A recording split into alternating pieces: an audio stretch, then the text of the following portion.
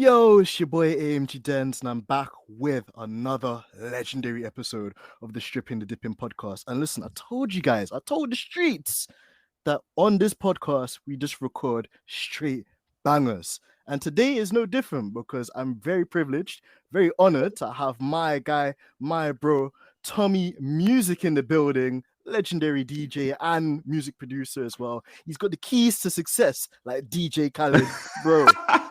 How's it going, man? I knew you'd like that It's one. going well. Yeah, I like that. I wish I had the keys to success. Jesus, I'm still trying. But yeah, no, it's nice to be on. It's good to finally be on. I was supposed to be on a few weeks ago, but then I accidentally double booked myself and forgot. But yeah, I'm in the building now and I'm present. Present. You hear that, guys? Present. We love to hear it, man. And yeah, this goes to show as well, man. You're working hard, which, and it shows because of all the fruits of your labor and all the hard work and dedication you've been putting in, man. You aspire a lot of us on that kind of notion as well, Tommy, to kind of kick things off.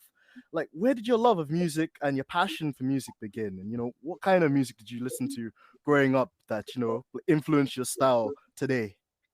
Well, growing up, I listened to a lot of like hip hop and R&B, and just occasional radio bits of like dance music. But it was mainly hip hop and R&B in our household. When I went to university, I went to a nightclub for the first time, and I heard like house music, like serious proper house music. And then it made me think, oh wow, let me teach myself how to DJ. So a few weeks later, I bought a set of decks and I taught myself how to DJ. And I missed like 2 weeks worth of lectures, but I taught myself how to DJ. And then I started playing out in clubs. I started getting bookings in the university scene, and it was going really well. And then one day, someone was like to me, "Oh, you can DJ, but I bet you can't produce." And then that made me be like, "Oh well, I'm going to teach myself to produce now." So I taught myself how to produce. And I became a DJ producer. I got really, really popular again in the uni scene. And then when it came to graduation, I graduated and I left uni and I started working in a phone shop in the UK called O2. And so I was there for about a year and a half. And then one day I was driving home and I heard one of my songs being played on the radio. And then I guess the rest is history. Bro, that's phenomenal, man. And could you walk through for our listeners as well what it was like, listening to basically listening to yourself almost, in that kind of like capacity too, because that's so crazy. And also like, from another person like myself, that also when I was younger, I was into music and playing in bands and doing circuits around Camden as well, man. Like, how much has music changed your life, bro? Because even for me, I'll probably explain after you go, but it has that innate ability, to change people's lives and to bring people from all different walks of life together. And I think people underestimate the power of what music is and this, like, essentially what it can do for people in that sense as well. Yeah, no, definitely. Well, to answer your question, when I heard myself on the radio, like on Radio One for the first time, it was like almost like a revolutionary moment. It made me realize that look, I could either waste time and not take this thing seriously, or I could really take this thing seriously. And it was just kind of like it was like like in films when you see someone have an epiphany. It was kind of like that. So I had this epiphany, and then the next day I was like, "Yeah, I'm leaving work." So I left work and I signed a record deal and everything. And yeah, it worked out pretty well for me. But yeah, music's always been a massive influence on my life. Like every moment of my life, a significant moment of my life anyway, I could probably say in my mind was soundtracked, and certain songs obviously bring back the zeitgeist of the moment for me of different eras in my life.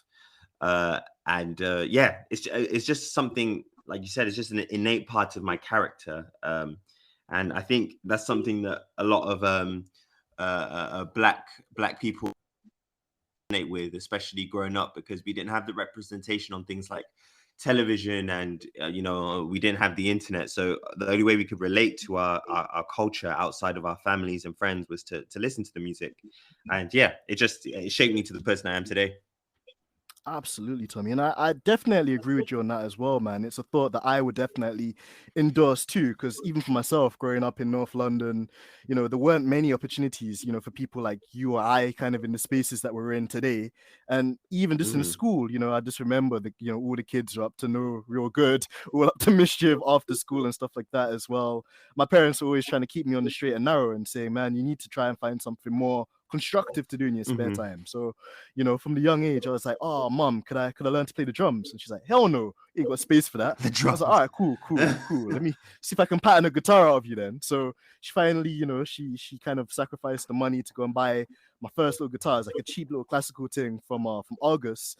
And that moment itself, Tommy, just like you mentioned as well, having that kind of like epiphany and that kind of like life-changing Mhm. moment, I think was the same for me too, because it forced me to start hanging out with people I wouldn't normally hang out with, and to start, like exploring the world and sounds and landscapes and different venues and stuff like that, and experiencing life Yeah. through maybe a different experience I wouldn't have had if I just stayed on the block, and was just chilling out with the man there in a normal capacity, man. So it's a huge, Yeah. huge, huge thing, man, 100%. And I think we definitely will explore that later on in this podcast. But as we are a motorsport podcast as well, Tommy, we got to ask you, man, like, how did you get into Formula One? Like, what were your earliest motorsport or Formula One related memories? Also, we know that you Mhm. do some impeccable work, and you're like a reoccurring guest on the very sensational, the trend-setting Quick Stop F1 podcast too. Shout out to Nyasha and Yeah. Tandy as well. Honestly, the goats of our space. And man, like a little bird tells me as well, bro, that my guy has quite a nice taste when it comes to cars too, because man's got the Lambo. Man's got the Lambo, Man's got not like Lando. Man's got the Lambo. You get me? So no, just like, bro, we love to see it, man. But tell us more just about like your love for cars, and also your interest in Formula One too, man. Where did it all begin? So I'll probably start my love for cars when I was younger. I was born in Nigeria in the early 90s. So my dad always was an avid fan of cars. I remember on our wall in our living room in Nigeria there was a picture of a Lamborghini Countach, and it was like a red, almost sort of like 80s style render of a red Lamborghini Countach, and it was like the side profile of it, and that image is just like burned into my brain. And I remember looking up at it as a child and just thinking, like, I'm not sure how many people listening know what a Lamborghini Countach looks like, but it is the most glorious design of a car that I've ever seen in my life. It really breaks the mold in what is acceptable for car design. And it at that time and at that age, it looked like a spaceship. And even the word Countach is just like a slang word in Italian. Is like saying holy ish. Do you know what I'm saying? Like, Mhm. it is the everything to do with that car is just like a little boy's dream. So seeing that on my wall in Nigeria growing up was incredible. And my dad's avid love for cars as well. So when we moved to England, and then we were driving in Oxford one day and we saw a Lamborghini Diablo. I like those are two moments that I remember, and I was like, I love cars, I love Lamborghinis. Like I want one day. I want all the nice cars. I made my dad go and buy me toys, so they would always buy me like toy cars, like model cars, and I'll never want the ones that were like the kiddie version. I always want the ones that were Mhm. like intricate 118 scale detail where you could see the engine. I used to take them apart and put them back together like I was building a car. It's actually funny when I think about it. But yeah, that's where my love for cars started. And Formula One is something that I always saw, but I was never really into it as much when I was younger, because to me it was always like the white man's elitist sport, and I'm not Mhm. white, and I'm not elitist, so it didn't really resonate with me. But then as I started to get older, I remember watching Michael Schumacher's last two seasons in Formula One in Ferrari. So that was 2005 and 2006. I saw glimpses of them, and I started to fall in love with the sport. And then in 2007, when Lewis Hamilton joined, and I saw someone that looked like me on the grid, that was when I was like, I'm all in. So in 2007, I watched every single race. 2008, I watched every single race. 2009, I watched every single race. 2010, I watched every single race. And it's been like that pretty much since. My love for the sport has gone in and out, but yeah, I just love it. I love the competitive nature, and I love the fact that it's just like what I love, which is cars. Absolutely, Tommy. And I think it's a really relatable experience in what you've mentioned there too. Because even for myself, I was collecting the Hot Wheels cars, and then Hmm. for Christmas as well, I begged my parents, to try and get me, like you said, like the 118 scaled vehicles as well, which are a Hmm. lot more detailed. And as well as that, as well, man, that representation of having that Lamborghini Countach on the wall, and I think even my grandfather had like a white one on the wall too, and it's just like, God damn, that is the car, And then you see Yeah. representations of the Lamborghini Countach in a lot of popular popular films, obviously, like The Wolf of Wall Street, it's probably the one that Mhm. people remember when like Leonardo DiCaprio was going crazy with that thing and whipping it around like when he's Yeah, absolutely yeah. knackered. But no, just to see that and then to speak it into existence and to put the work in as well, Tommy, is why you are like one of the trendsetters in our field, and I feel also like somebody that's so humble with it too, man. Because we see a lot of content creators, we see a lot of people that get this short-lived fame, and they completely change as a person, for the wrong reasons. But with you, the thing I've always kind of picked up is that you've always said like, if I can do it, you can do it, and it's about like finding that appreciation, finding that time, finding that commitment, and working on things for yourself, in areas that Mhm. you could improve to get to the next level, which I find so aspiring, man. And then also, like you mentioned too, like Formula One, like you mentioned, bro, it's been a really interesting period, that kind of early 2000s decade. Because you're right, we were talking about representations earlier, and there were no black people in Formula One at that stage. You had the likes of Mhm. Max Mosley, Bernie Eccleston, and them kind of wrinkled up man there, looking like soggy biscuits and that.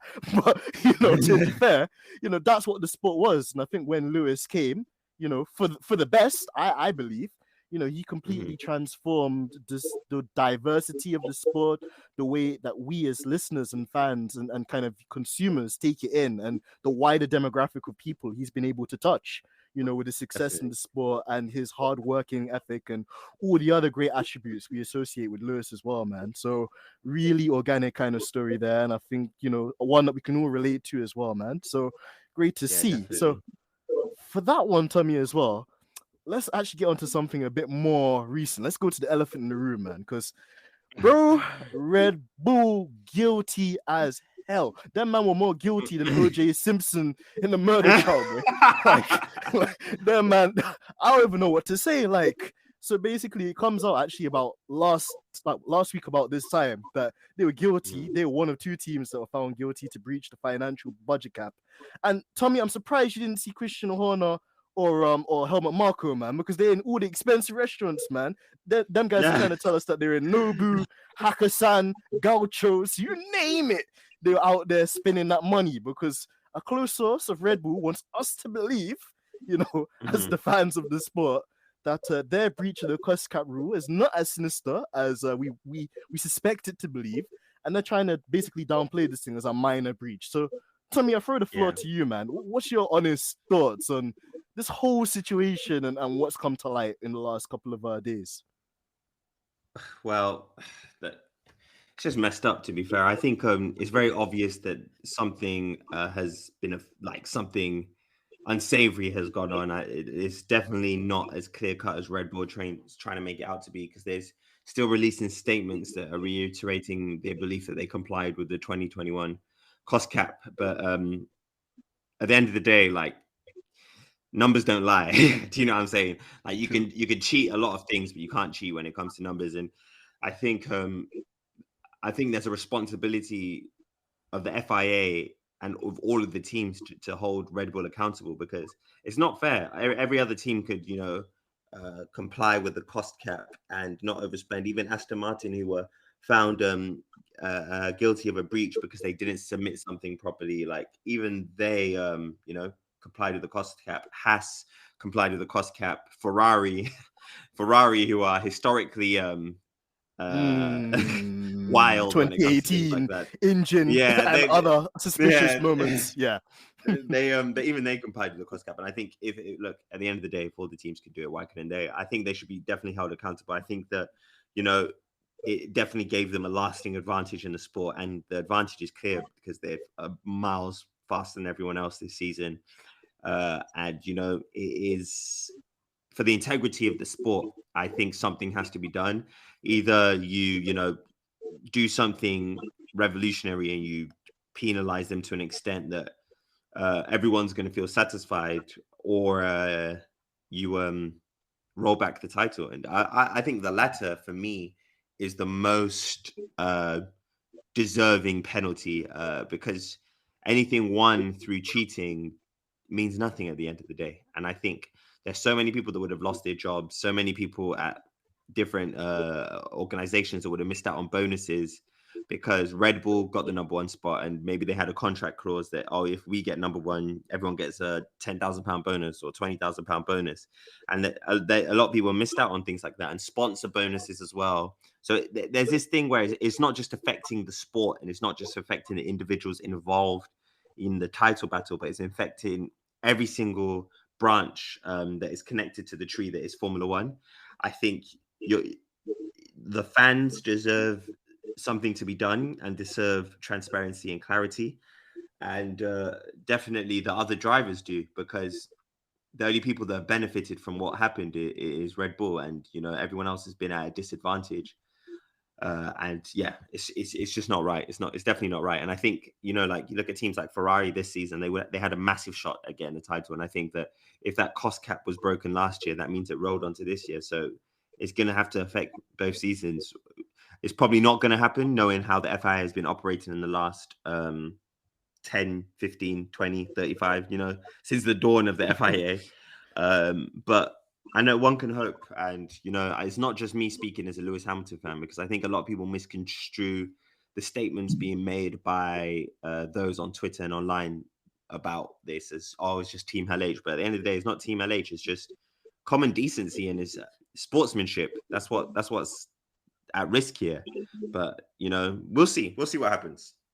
Absolutely, Tommy. And very well articulated as well, bro. I couldn't, agree any more than I already do with what you just said there, bro, because you hit the nail on the point, every single point with what you meant to said there as well. And just to add to that too, man, like you mentioned, some critics are going to come out and say, it's just Team LH fans, but it's really not.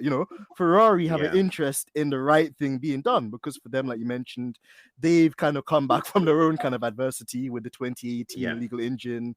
They spent a lot of money, time, resources trying to build like a championship competing car. To some degree, we could argue that they did achieve that this year because they were a lot closer, but not close enough. Obviously, for Mercedes, we saw a lot of misjustices handed out to them this year, last year, and in a lot of stuff we've seen against Lewis Hamilton. And even just today as well, Zach Brown's come out and said that, any kind of breach like this is not one to be snuffed at or to be just looked at lightly. It's something where it has huge ramifications on practically everyone in the sport. So, Tommy, I'm actually gonna like basically load up a tweet that you said as well, man, because I like your tweets too, and you just keep it 100% facts, bro. Nah, don't worry, bro. You're not in trouble. Put it that way, you're not in trouble, bro. You said, like, let's keep it real.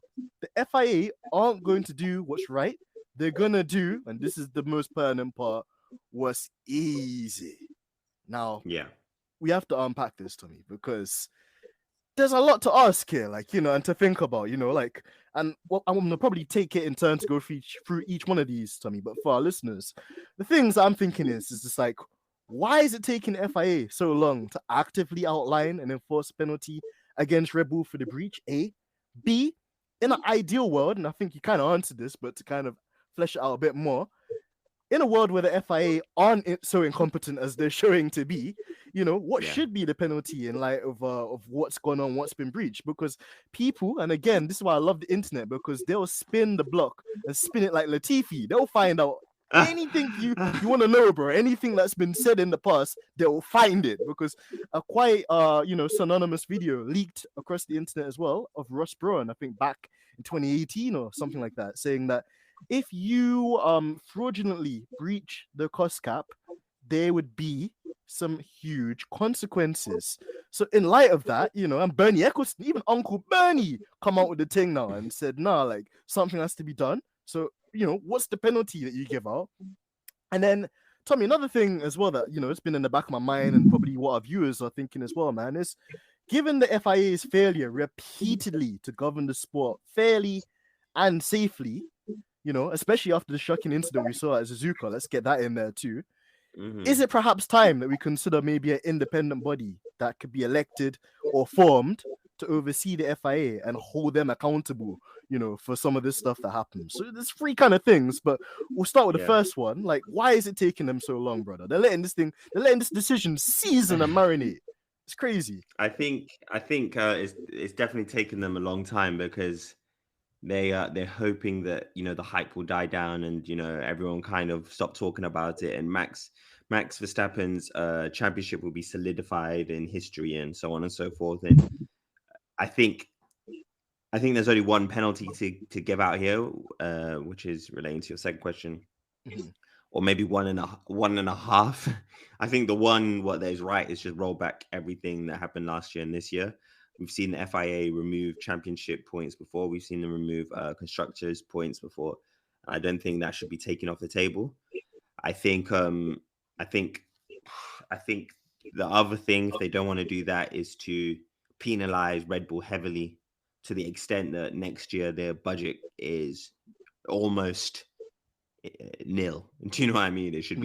It should be at least cut in half, or I don't know. I not whatever they overspent, they should be required to spend 2 times less. Let's say, and that is something that could potentially be done. But again, the damage has already been done. They've already got a lasting advantage in that case. And I think, to answer the final question, I think definitely it's time for an independent body to govern the FIA, because the FIA, as much as people try and say on Twitter is independent, they're not independent, because they have their own agenda and they have, their own ideas and their own narratives that they wish to follow. And I think if someone could hold them accountable, instead of them having, this kind of like dictatorship over the sport, I think it'll be better. And I think it's down to the teams to come together and try and organize an independent body made up of maybe even ex drivers, or made up of just completely independents, because it's now getting to a point where new fans are, and I saw this on TikTok today as well. Actually, they're confused. They don't know what's going on with Formula One, and they're so confused. Like who's the championship? Why is everyone debating it? Or what does the cost cap mean? And I see a lot of people saying, "Oh, the cost cap is because of this and it's because of that." Like, they only breached it because of food, or they only breached it because of accident damage. But at the end of the day, every other team fed their staff and had accidents, but still remained within the cap. So yeah, yeah. To answer your 3 questions, yeah, I think they need to make last year and this year redundant. I think the FIA needs an independent body, definitely, and I think it's taken them long because they don't want to do either of those things.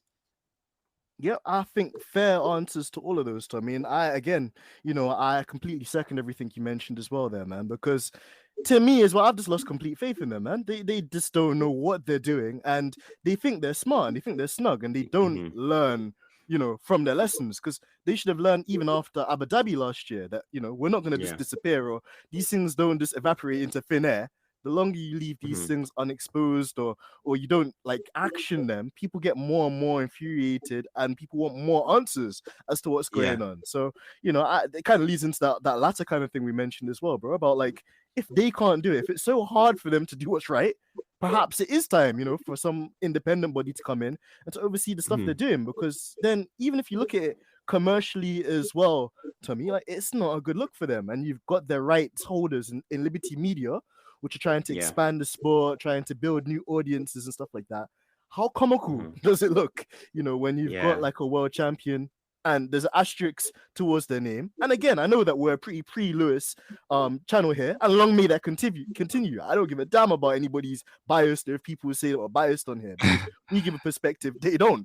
But as far as I remember, Tommy, when Lewis was winning all 8, and I'm going to put a 8 on that as well, 8 championships, there was none of the controversy, that we've seen in the 2 years with Red Bull and Max, or should I say Snacks with Stappen, and the likes of what's happened, bro. It's crazy, isn't it? Yeah, no, it's insane.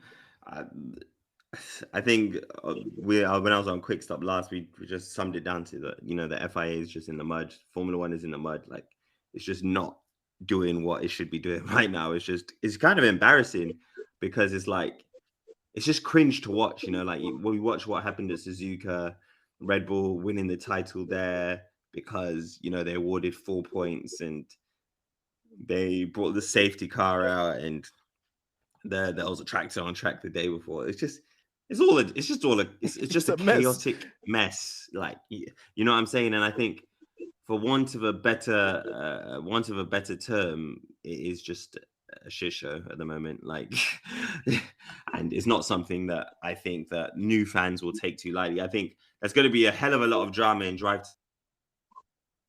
like we saw last year, they're not going to talk about the wrongdoings of the FIA.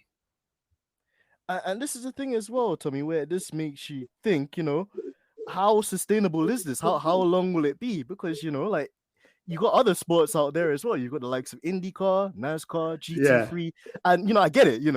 In terms of their following, they're not as huge as Formula One. But when Formula One holds itself as the pinnacle of motorsport, and it's not, that's an issue. That's a huge L. Like, it's a huge howler, and like, nobody can.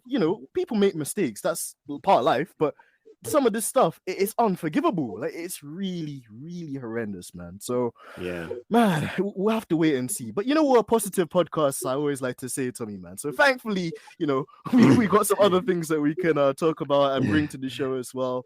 Because you're one of our special guests, Tommy, man. We've got an interactive selection of questions as well to put forward to you. And we like to do this with our special guests as well, and our listeners can get involved with this too when they check out this pod, man. But essentially, Tommy, bro, like, I'm gonna ask you a couple of questions, and you're gonna have to pick some current drivers that are on the grid.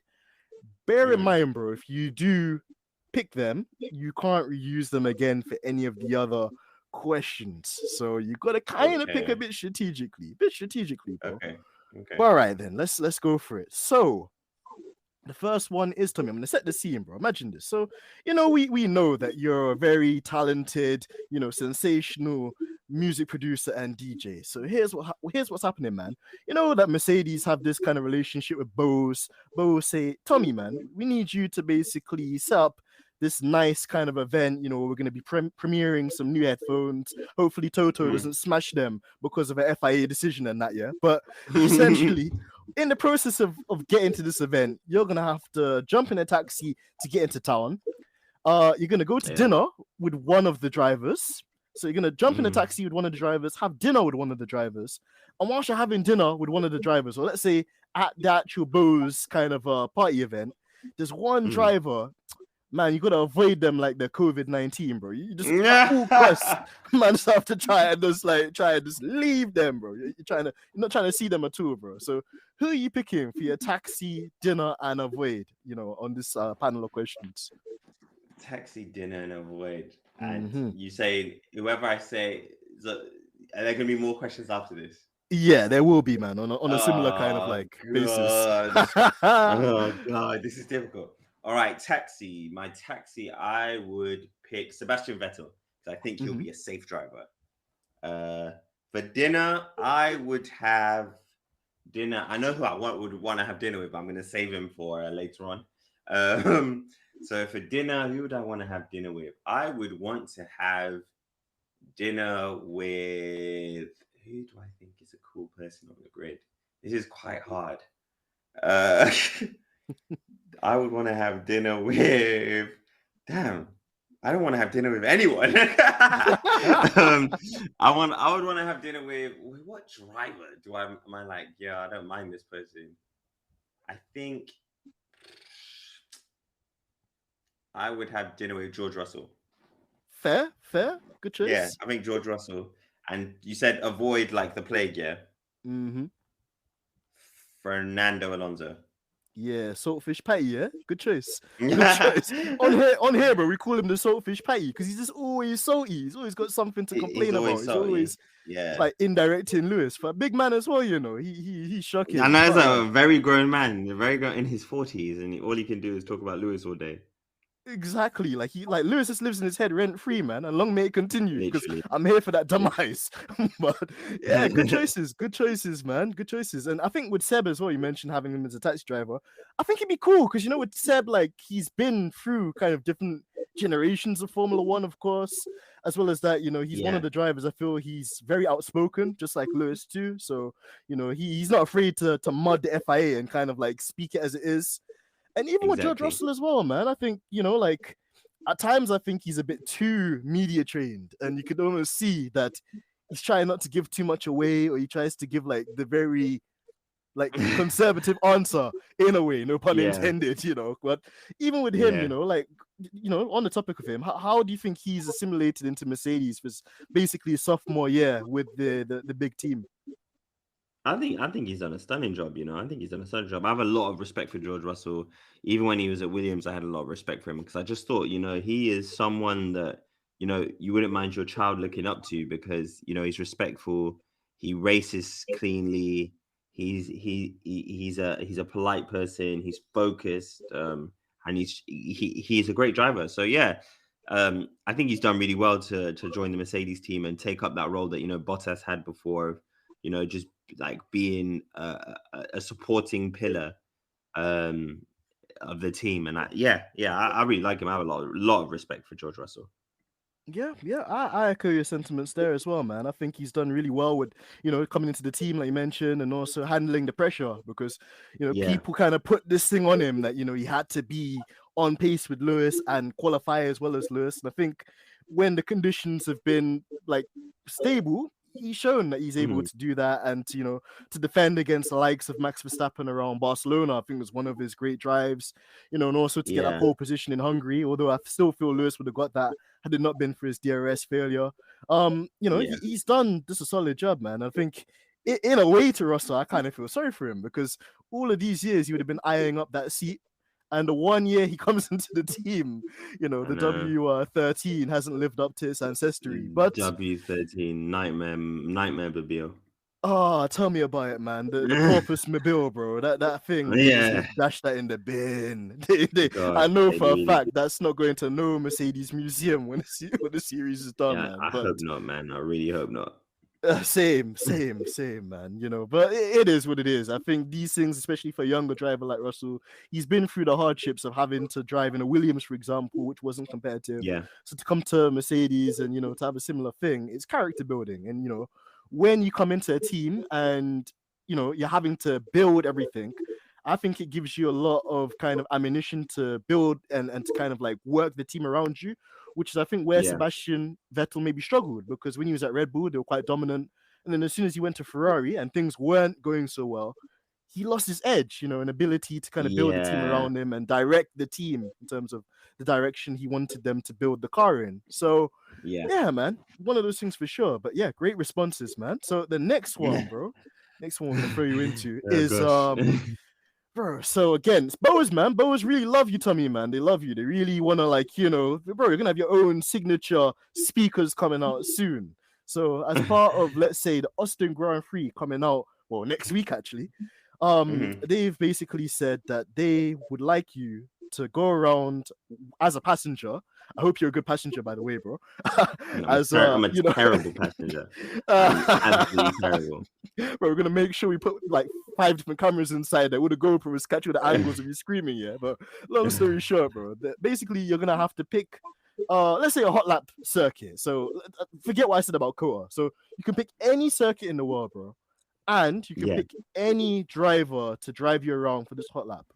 What F1 Jesus. circuit you pick in, and bear in mind it doesn't even have to be one that's on the current grid right now. And Mhm. which driver would you pick from the current grid for this question?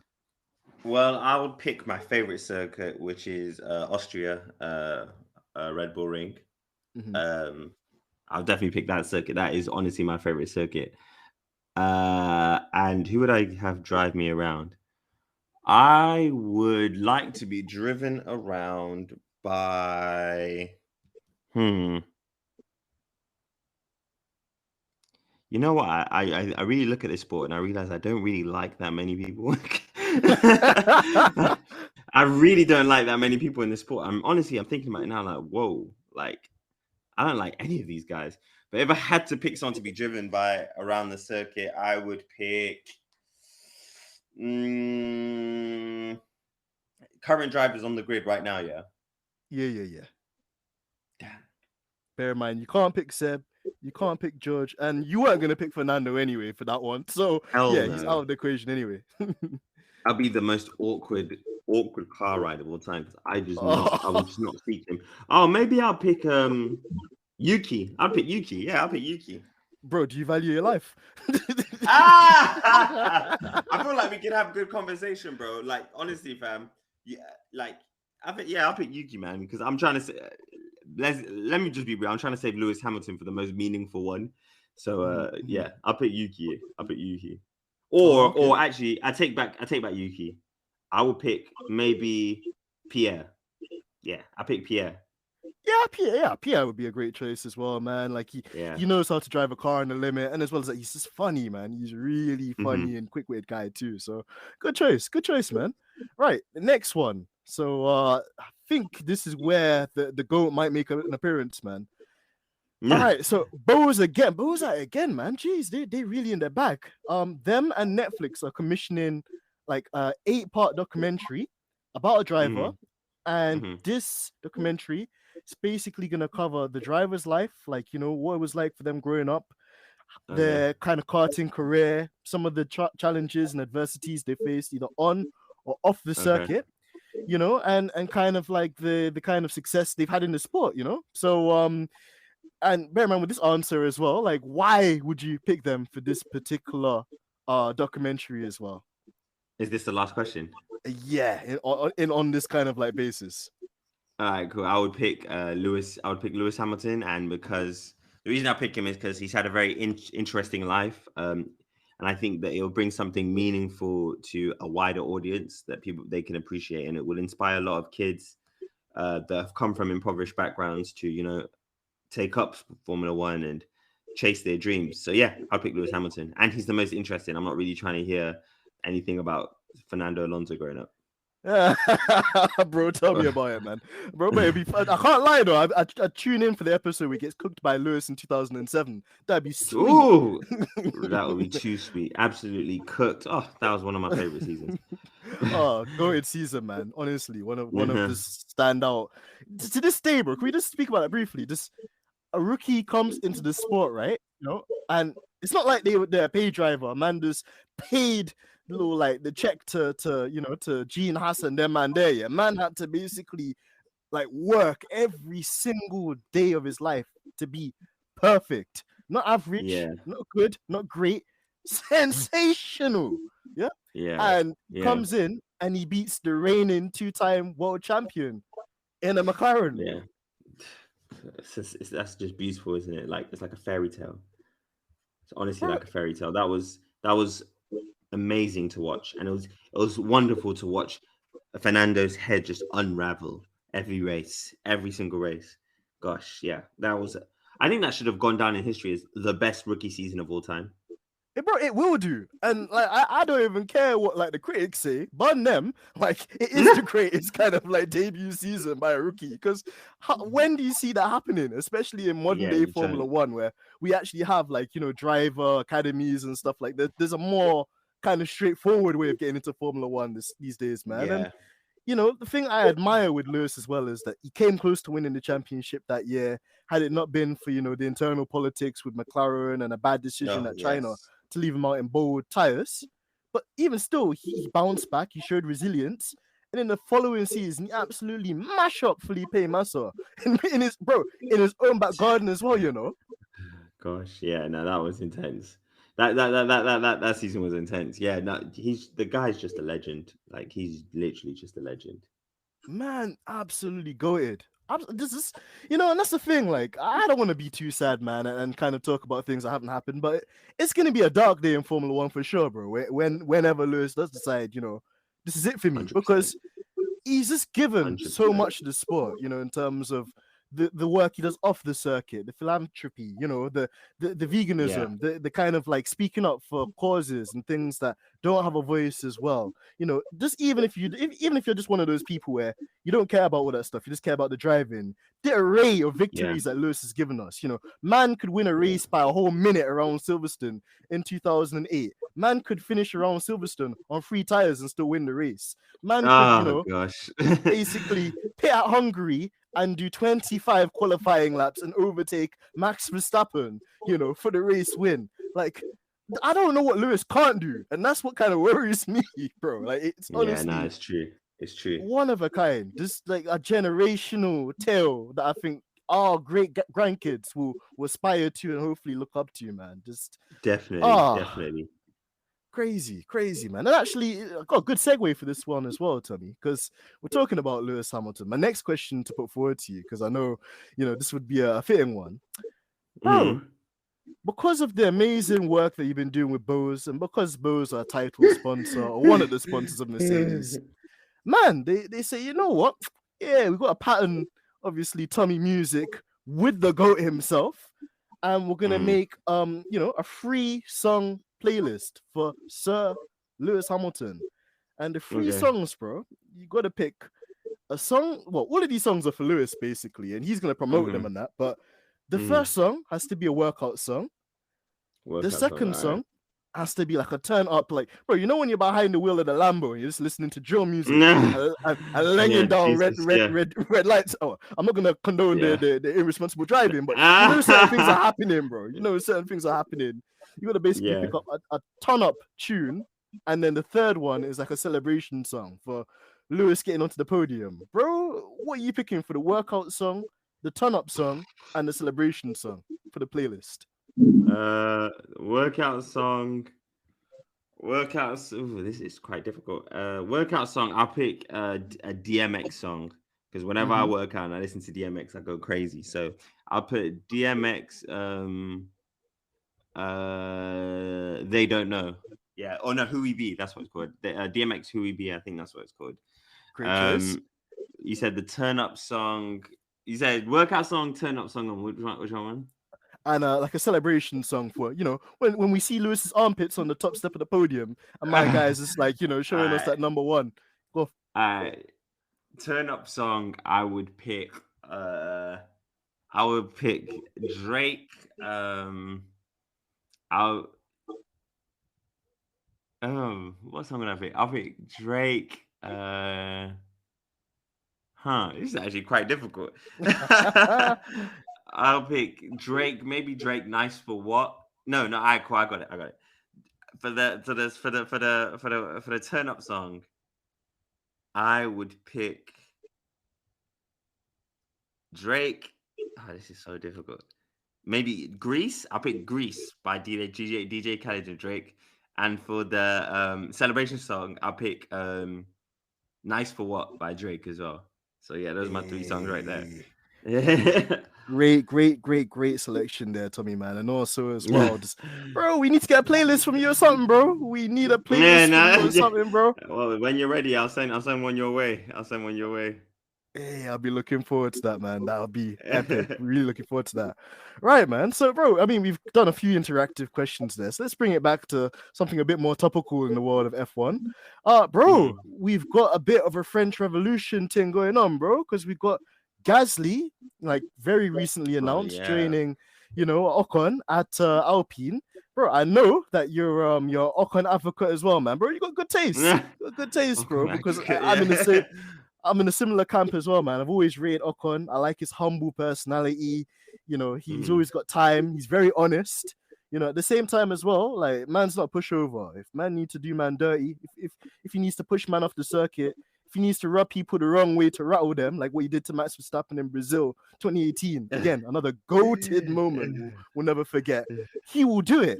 So the kind of question is, Tommy, is like, how do you see that one working out, man? I mean, they're very similar drivers in a way, and they've grown up in a similar part of France as well together. But again, there's like a lot of speculation about the two families, and that apparently Gasly's family did something to Ocon's family that stopped him getting some sponsorship money, and then Ocon got like picked before Gasly did, and bro, there's a lot of he haggle with the two of them, man. So how do you think that will be? Do you think it's gonna be like a nice kind of like combination, or do you think that it's gonna be a long day for them, man, in the LP management department? It's gonna be chaos. I'll tell you that. I think it's gonna be chaos. They are not gonna get on. Didn't one of them like steal the other one's partner as well, like, or steal the other one's girlfriend or something? Yeah, it's gonna be absolute chaos. It's not gonna go well. And I think Alpine just did the best of what they had, but it's gonna be chaos. I'm looking forward to seeing what happens, but there's not going to be a set leader in that team, and it's going to be reminiscent of Perez and Ocon going at it about 4 years ago. So God, I'm ready for the chaos. we're all looking forward to it as well, man. Yeah, it's gonna be crazy with them two, man. Because like we said, like they're very like-minded, or can be very selfish when they want to be, in that Hmm. regard too. It's a French team, so it really is a bit patriotic, and it almost brings back those home feelings, and we've already seen Yeah. how that can work. Sometimes this season people have questioned George Russell's mentality, for example, in Zandvoort, where he could have played the team game and done something to make Max's life a bit more difficult when Mm, overtaking Lewis, hmm. or also we've seen a kind of like, a bit of an inter-team situation with Sainz and Leclerc at Silverstone, for example. Or even, Hmm. like on its day when Perez actually feels like doing his work and he's not cheating on his missus, my guy can do a job too against Max. Oh my And we god. saw that in Monaco. We saw it again in Spain when he was questioning the team's decision. There's so Hmm. many rivalries and so many like tight kind of battles between teammates, man. So it'd be interesting. But just on this topic as well, Tommy, like, do you think Alpine did the right decision by taking Gasly instead of perhaps Ricardo? Because whilst Oh yeah, I can't lie, definitely. bro. Ricardo's fried. Ricardo's tapped, bro. Mm. That guy's done. He needs time out because he's not. My inner quick stop is coming out, but yeah, I love his to see. time is his time in the sport is done for now. Anyway, I think he has a lot of maturing to do. And I read a statement where he was like, "Oh yeah." He'll be listening to the debriefs, and you hear Lando saying, "Oh yeah, in this corner the car felt like this, and it was really unsettled." And then his reaction was, "I don't have that feeling." I'm like, "Bro, like you're a driver, fam. Like you should have that feeling. You should be ingrained in the mechanics of the sport and the engineering of the sport. It's not just about just getting the car and drive. Driving Mm. is good, but if you're just going to get in the car and drive, make sure you're exceptional. And unfortunately, he's not exceptional. But yeah, I think definitely they made the right choice for this year anyway, especially considering that he left them to dry after a season and a bit. That's so true as well. And shout out to Uncle Cyril as well, because I'm not even gonna Hmm. try and do the French accent, but Uncle said Daniel has made the wrong decision, and he did not make the right decision, and he lived to like Uncle called it out from day and said, "Boss, From day one, like." man, from day one.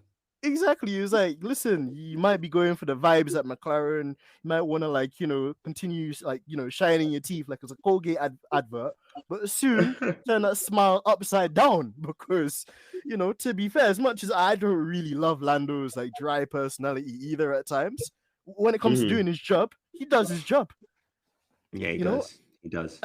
and that's the thing, like, people feel sorry for Ricardo because he's the nice guy, and I hear that, I do. But at the end of the day, Formula One, like many other businesses in the world, bro, is a results-driven business. And you Hmm. know Hmm. other than one kind of fugazi, bro, you shouldn't even won that race, and it's all due to Max Verstappen as well, that madman, and his antics in Yeah. Monza last year, bro. Yeah. Yeah. Yeah. Yeah. Definitely. that's Definitely. that's the only I thing. think. But I think mm, low key Ricardo's had an easy ride. absolutely, I think he's been able to kind of ride off of his success that he had with Red Bull. And Yeah. to be fair, when he was at Renault, he got one or two podiums there as well. So that can't be overlooked. But in a way, bro, like if you're going into McLaren and you're going up against a young charger in Lando, you got to come patterned. Mm. You got to come Mm. patterned. Yeah. And it's not a thing where, Definitely. it's Definitely. like one here, one there, and they're fairly even. Like, nah, like Lando's clear as day, like actually Hmm. super clear. So yeah, man, I agree with your thoughts on that as well. And I know we have a couple of listeners that love Danny Rick, and I hear that, but at the same time, nah. And you know what? Next thing as well, bro. You see, every tongue that talks against Lewis Hamilton, they never prosper. Because Never. Never. It's mad. this is It's the mad to thing. see. Because I remember one time Daniel Ricciardo said, "Oh yeah, if I was in the same car as Lewis, then I'd I be able." remember. And I I was remember. like, I remember. Yeah. "Yeah, yeah, Right. You're in the same car as bro." Lando. You can't even hold up to him. This is what we're saying, bro. Man thought that we got that we didn't find the receipts. We got the receipts. We got the receipts. So yeah, it's one of them things where it's sad to see his like Formula One career for now come to that end. But like you said, Yeah. maybe he needs kind of like a kind of time away. If I was him personally, I'd try and keep my name relevant by participating in some other events because he Yeah. can do it. And if it's just a case where it's something wrong at McLaren, then at least Hmm. he can redeem himself. But I think there's talks of him being like a reserve or like a test drive at Messi. I don't think that does anything for him, bro. Yeah. Yeah. For him. But at the end of the day, you you reap what you sow, and he's just put himself in his position. There's no one else is doing but his own. Well, this is exactly it, man. And that's the thing. Nobody told him to run away from Max Verstappen and leave Red Bull. Nobody told him, Yeah, to nobody duck told him out to do from that. Renault either. These were Yeah, things he wanted to do, and the bag looked nice to him at that stage. So, you exactly, have to exactly. sometimes that's the thing. You gotta live with your decisions, man, and live by the sword, die by the sword as well, innit? So, yeah, sticky. It's a sticky one still. But anyway, like actually, it's kind of come full circle as well, Tommy. We're talking about, we were talking about like Ocon and Gasly and managing Mm, difficult personalities, bro. As a music producer, you've worked with an array of like different talent, and I can imagine some tricky individuals too. But for you, yep. do you like enjoy it the most, in terms of the music production side? And do you have any kind of like funny studio situations, probably without name dropping, but any kind of artist you like Uh, to work with? You're like, rah, this is just awkward. Like, yeah, no, I've had some weird studio sessions. I remember I had a studio session with someone who was, I don't know if they were, I don't know, man. You know what? I probably can't even say it on radio, but I've had some weird studio sessions. Yeah, it's been difficult. The music industry is full of interesting characters. Let me just leave it at that. And yeah, yeah, it's a very interesting place to exist. I love it though. I love making music. My favorite part about it is making the music. I don't care about anything else as much. But yeah, it's interesting. absolutely, absolutely, man. Also, to kind of like dig deeper into it as well for our young listeners, the young grasshoppers out there as well. What advice would Yeah. you have to them? Like because there's a lot of youngsters trying to get into the scene and to break into the music industry. So what advice would you give to them in relation to like securing a record deal, or Hmm. in terms of advertising and almost like doing their own marketing and stuff like that too? Yeah. And also when you break through, because we like to speak in like in positivity, and we like to materialize things. Like when these youngsters do make it, bro, what advice do you have for them in terms of keeping grounded, and not losing themselves, Hmm. as Hmm. an individual? I would definitely say if you want to get in the music industry and the music scene, you just need to just make a ton of music. Like I'm not even playing, like you literally just have to just make music as much as you can. You need to be willing to send your music to people because music that you keep on your computer, no one's gonna ever hear it. You know what I'm saying? You have to kind of like get it out there. And I'll say when it comes to securing your first record deal, is find really good management, not just the first person that says, let me manage you. Like really, really find good management, people that know what they're doing and they have experience in the scene and in the industry. And then when you finally do get in the industry, get yourself the best accountant you can find. Like honestly, the best accountant, and get yourself. When you first get paid, sit down at home for a week and do not touch a single penny of that money, and just really get your mind right because the music industry doesn't supply any kind of, do you care or mental help or guidance when it comes to things. So you have to kind of do it all yourself, and the best way to do it that like yourself is to just ground yourself in reality. And yeah, that's what I'll definitely say that. No, I think solid and really, like reasonable and applicable advice for a lot of our young listeners as well there, Tommy. Thank you. Because I think it's what the youngsters need to listen to and to hear as well. And like you said, like Hmm. be sensible, when you get that kind of advance from the record label, don't go on this, go and like rent this like Aston Martin and then Yeah, wreck up and then crash up the thing the next day, yeah, or literally. spend all the money on drip, and then you end up having to like Yeah, produce all drip your doesn't pay accounts. bills. This is exactly it, man. It's a sad reality, unfortunately, and then you end up before the tax man looking like Red Bull, having to explain how your Oh maths God, isn't yeah, mathing, and them yeah, things there. So it's a Jesus, yeah. long ride. But also something else that I've seen like floating around as well, Tommy, I wanted to ask you about as well is a USP, a unique selling point. How does one go about finding that for themselves, in terms of the Okay, demographic of like, people they want to find, in the scene, and the kind of I'll say if you audience want they to, want to reach out to? Mhm. yeah, I'll say to find your unique seller point, you just have to be in touch with yourself, and your existence as an individual in this world. Don't try and just copy others, and don't try and clone others. Just be you, and I think that's the best way to find your USP. because it will happen naturally. Even like, for example, on my TikTok, what I talk about is cars, and people always like, oh, you have Tommy music, but you don't never talk about your music. And it's not because I hate the music. It's just that cars is just a part of my identity, and I talk about that, and it became my unique selling point. And then my TikTok is like super, super successful to the point that I'm like, oh, if I spoke about music, I know it wouldn't have been this successful. So I guess it's the same kind of theory. Just be yourself, find yourself, understand yourself, and then that's it. Then just apply that, and that there's your USP right there.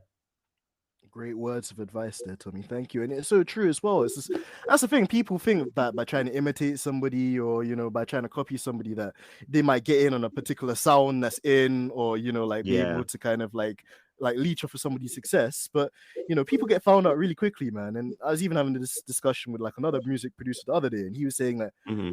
music on a whole, it's sad in a way, but I guess it's just the way that we consume it in this kind of day and age. Like, it's really just like, a lot of the stuff almost doesn't have any kind of like recyclability in a sense. So Yeah. Yeah. when you put stuff out there, it's always good to take your time and to be unique and to have something that's completely different from what everyone else has, because then people remember it and people can resonate to it, or people like will think back to a particular time in their life where they listen to that Exactly. particular song and it sets that scene for them in that same sense. And I'm sure you probably see the same thing too, right? Yeah. Exactly. Exactly. I think you hit the nail on the head. Definitely, I agree. Oh, thanks, man. And yeah, before we round up this episode, Tommy, man, because it's been amazing to have you, we're conscious of the time. One other interactive question we actually had in from a fan, and I think it'd be Okay. funny to get your response to this one. So, Okay. bro, Okay. it's an either or question, bro. And you have to pick one, Okay. unfortunately, bro. I feel sorry for you, All but right. All right. this All is the right. deal, bro. They're saying, Tommy, would you rather do a shoey directly from Daniel Ricciardo's Oh my god. toe jam boots, yeah? Oh That's my A. god. Or B, you have to listen to Uncle Helmut Marko lecture you Oh my for the god. rest of your life, every single day. You're gonna listen to this guy lecture you. Fuck. Like, if you have to pick one, bro, which one is it Oh gonna my be? god. What kind of question is this, fam? Bro, I they would just want to pick. see you in pain. Yeah, I'd have to pick the shoe, man. I'll do any. I would pay not to ever be involved with anything to do with helmet marker. So yeah, Yeah. I would pick. Unfortunately, I would pick the shoe, and that's not the answer that I wanted to give, but that is what I would do.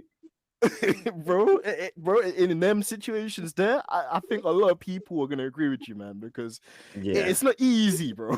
And, like, as well as that, please. yeah, it's a tough one. But no, I'd go for the same as well, man. Listening to Helmut Marko for the rest of my life.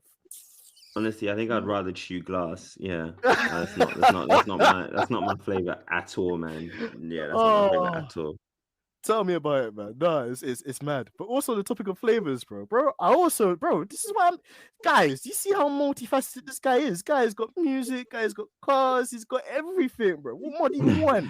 But we also know, on the topic of flavors as well, man. You're like a food connoisseur as well. You and Nyasha, man. You guys need to start a restaurant or something. Honestly, I mean every day, just mashing up the food. No real talk.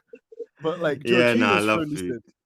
And like yeah, no, sorry, Oh, man. Like I was gonna say as well, just yeah, like what are your favorite cuisines, man? And like, are there any kind of like things you're trying to learn, to cook or to make these days? And the question from Georgina was pineapple on pizza, yay or nay?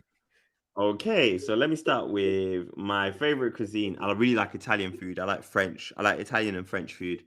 Um, I love Nigerian food because obviously I'm Nigerian. I love Caribbean food. It's just yeah. So yeah, anything with flavor. To be fair, I love food. I just love food. Anything, just give me anything as long as it's got flavor. I'm happy. And Georgina, as pineapple on pizza. I feel like I'm going to get flogged, but I actually don't mind pineapple on pizza. Like, it's No, not my Tommy, first I love go-to you, Oh, choice. man. Yeah, it's not my go-to choice, but it's not my go-to choice, but I'll take it. I don't mind pineapple on pizza. It doesn't bother me at all. I find it very interesting when people are bothered by it.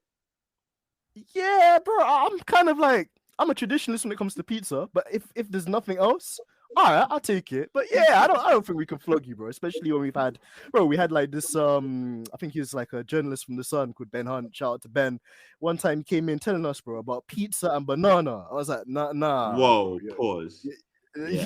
You know what I'm saying? There's limits to this. Do you know what I'm saying? There really is Exactly. limits to this. Yeah, Yeah. man's trying to Yeah, push I the even That envelope. should needed be no way. Or yeah, one time we that should had be like illegal. it really should, you know. One time as well, we had like Amanda Busick. Shout out to Amanda as well. She's telling us about like in American culture, some of the drag racing events they do. There's like pineapple on a hot dog. I'm like, nah. You guys can't do Okay, that, fam. that sounds insane. Bro, That would you sounds try it? insane. No, that's a no from me. That's Thank a you very much. strong no, bro. That's a very strong no from me. Yeah, that's not that. I mean, it sounds crazy, but I'm not involved. Yeah, neither am I, boy. That one there, yeah, that's it's looking a bit fraudulent, like a certain Yeah, that's a team bit that's mad. energy drinks company, bro. But but you know, before I get sued for defamation, in the great words of Christian Yeah, Horner, yeah, we just leave them to that, bro. But defamation. bro, tell me, man, like it's been amazing to have you on the pod, bro. Honestly, like we need Oh, to thank you very definitely get much. you back on a bit more, bro. Because honestly, this one 100%, 100%. it's like I just been chatting to my brothers, just like, you know, just like catching up on everything that's going on in the world of F1, and also, you know, just intrinsically learning more about what you do as well. And your story, I think, is so inspiring to a lot of people, bro. So, Thank you Tommy, very before we wrap much. up the episode, man, like, you know, what are there any other projects or anything you're working on, like, you know, that we can expect to see in the imminent future? And where can Yeah. our amazing listeners find you as well? So you can find me at Tommy Music on everything. TikTok, I'm focusing a lot more on now. I'm doing a lot of car related content there. There's some F1 tidbits there as well. So yeah, if you want to check that out, be my guest. Yeah, any new upcoming projects? A lot of car stuff, I can say. Definitely a lot of car stuff. I don't want to go too deep into it. I don't like to say things until I've got it like locked in. But yeah, a lot of car stuff, I would say. And yeah, that's where you can find me, Tommy Music, man.